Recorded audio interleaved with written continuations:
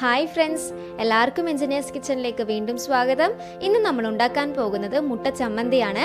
അപ്പോൾ വീഡിയോയിലേക്ക് പോകുന്നതിന് മുന്നേ ഇതുവരെ നിങ്ങൾ എൻ്റെ ചാനൽ സബ്സ്ക്രൈബ് ചെയ്തില്ലെങ്കിൽ സബ്സ്ക്രൈബ് ചെയ്യാനും അതുപോലെ തന്നെ ബെല്ലൈക്കണിൽ ഓൾ കൂടി പ്രസ് ചെയ്യാനും മറക്കരുത്. ആദ്യം നമുക്കൊരു മിക്സി ജാറിലേക്ക് 1/4 കപ്പ് തേങ്ങ ചിരകിയത് ചേർത്ത് കൊടുക്കാം. ഇനി ഇതിലേക്ക് ഒരു മീഡിയം സൈസ് സവാളയുടെ പകുതി ചേർത്ത് കൊടുക്കാം. ഒരു വലിയ പച്ചമുളക്, ആവശ്യത്തിനുള്ള ഉപ്പും കൂടി ചേർത്ത് കൊടുക്കാം. അപ്പോൾ ഇത്രയും ചേർത്ത് നമുക്ക് വെള്ളം ചേർക്കാതെ ഇതൊന്ന് നല്ലോണം അരച്ചെടുക്കാം. അപ്പോൾ ഇതാ ഞാൻ ഒട്ടും വെള്ളം ചേർക്കാതെ അരച്ചെടുത്തിട്ടുണ്ട്. ഈ ഒരു രീതിയിൽ വേണം നമ്മൾ ഇത് അരച്ചെടുക്കാനായിട്ട്. ഇനി ഇത് നമുക്ക് മാറ്റി വെക്കാം. ഇനി ഞാനൊരു 3 മുട്ട ബോയിൽ ചെയ്തെടുത്തിട്ടുണ്ട്. ഇത് നമുക്ക് 2 കഷ്ണങ്ങളാക്കി മാറ്റാം.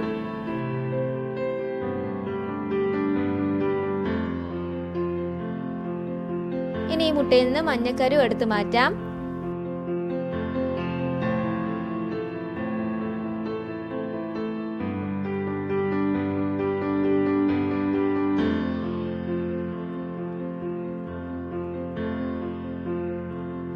ഇനി നമ്മൾ അരച്ചെടുത്ത തേങ്ങാ ചമ്മന്തിയിലേക്ക് മുട്ടേന്റെ മഞ്ഞ കൂടി ചേർത്ത് കൊടുത്ത് നല്ലോണം ഒന്ന് മിക്സ് ചെയ്തെടുക്കാം.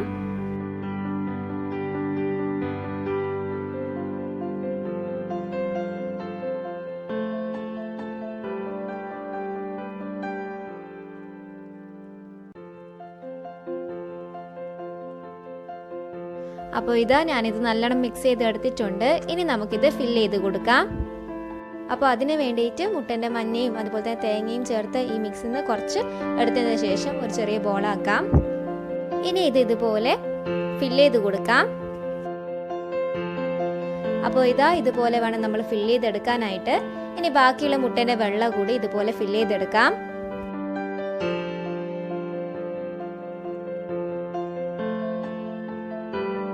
ഇനി ഞാനൊരു ബൗളിലേക്ക് ഒരു മുട്ട പൊട്ടിച്ചിട്ടിട്ടുണ്ട്.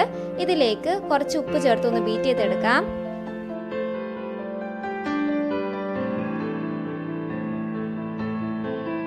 അപ്പോൾ ഇതാ ഞാനിതൊന്ന് ബീറ്റ് ചെയ്തെടുത്തിട്ടുണ്ട്. ഇനി ഇത് നമുക്ക് മാറ്റി വെക്കാം.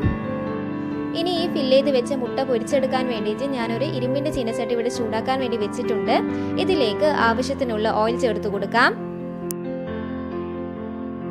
അപ്പോൾ എണ്ണ നല്ലോണം ചൂടായി വന്നിട്ടുണ്ട്. ഇനി നമുക്ക് ഫില്ല് ചെയ്ത് വെച്ച മുട്ട നേരത്തെ ബീറ്റ് ചെയ്ത മുട്ടയിൽ ഒന്ന് മുക്കിയതിന് ശേഷം എണ്ണയിലേക്ക് ഇട്ട് കൊടുക്കാം. ഫ്ലെയിം മീഡിയത്തിൽ വേണം വെക്കാനായിട്ട്.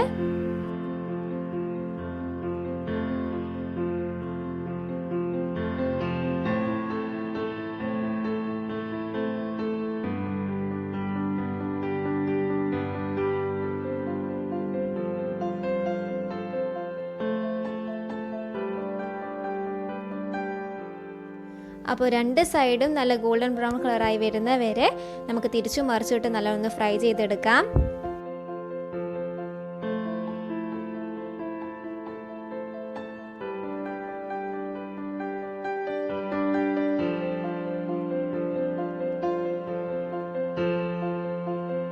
അപ്പോൾ ഇതാ മുട്ട നല്ലോണം ഫ്രൈ ആയി വന്നിട്ടുണ്ട്. ഇത്രയും മതിയാവും. ഇനി നമുക്കിത് എണ്ണയിൽ നിന്നും മാറ്റാം. ഇനി ബാക്കിയുള്ളതും ഇതുപോലെ തന്നെ ഫ്രൈ ചെയ്തെടുക്കാം. അപ്പോൾ നല്ല ടേസ്റ്റിയും അതുപോലെ തന്നെ വെറൈറ്റിയും ആയിട്ടുള്ള മുട്ട ചമ്മന്തി ഇവിടെ റെഡി ആയിട്ടുണ്ട്. ഇതെല്ലാവരും ട്രൈ ചെയ്ത് നോക്കണം. ഇതെന്തായാലും നിങ്ങൾക്ക് ഇഷ്ടപ്പെടും. ഇത് ചായൻ്റെ കൂടെയൊക്കെ കഴിക്കാൻ നല്ല ടേസ്റ്റാണ്. അപ്പോൾ ഇതെല്ലാവരും ട്രൈ ചെയ്യുമെന്ന് വിശ്വസിക്കുന്നു. ഇതുപോലത്തെ നല്ല നല്ല റെസിപ്പീസ് ഇനിയും നിങ്ങൾക്ക് കാണണമെങ്കിൽ എൻ്റെ ചാനൽ സബ്സ്ക്രൈബ് ചെയ്യാനും അതുപോലെ തന്നെ നിങ്ങളുടെ ഫീഡ്ബാക്ക് കമൻറ്റ് ബോക്സിൽ ഷെയർ ചെയ്യാനും മറക്കരുത്.